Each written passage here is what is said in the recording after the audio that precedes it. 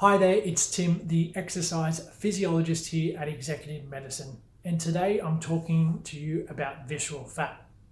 Now, firstly, what is visceral fat? Well, this is the fat deep in your abdomen, wrapped around your vital organs such as your stomach, your liver, your kidneys, your pancreas, and intestines. It can be hidden and is different from subcutaneous fat, which is the fat underneath the skin and you can feel. Now, why are we concerned with high visceral fat? Well, it is linked to a range of medical conditions such as diabetes, insulin resistance, liver disease, heart disease, high blood pressure, stroke, high cholesterol, dementia, Alzheimer's, and even some cancers, particularly breast and bowel cancer. Now, this is due to the chemicals, hormones, and inflammation markers that gets released by visceral fat. Now, what can increase visceral fat?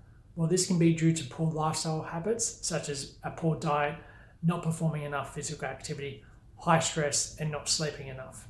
There are also other factors that increases your visceral fat, which can be genetics, hormones, and as you get older, unfortunately, the visceral fat will accumulate.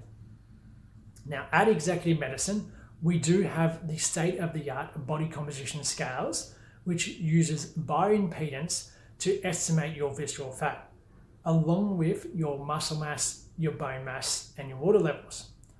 On our scales here, the goal is to be under 12 for the visceral fat rating, though obviously we want the lower the better.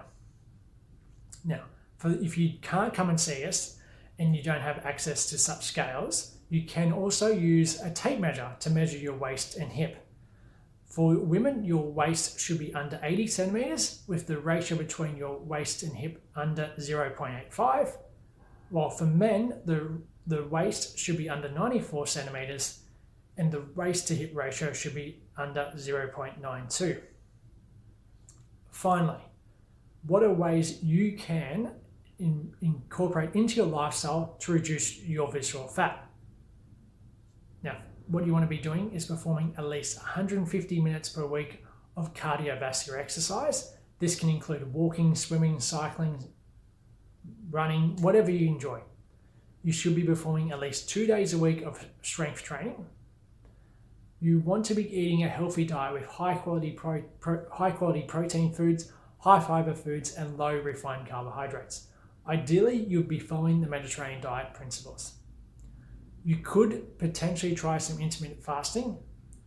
You should be eliminating or limiting the amount of processed foods that you eat and the high sugar foods that you consume. You should be limiting the amount of alcohol that you consume, ideally having no more than 10 standard drinks a week and no more than 3 or 4 standard drinks in one setting. If you are a smoker, we would encourage you to do as much as you can to quit smoking. You should be trying to get enough sleep, at least 7 to 8 hours a day. And finally, you want to be managing your stress levels.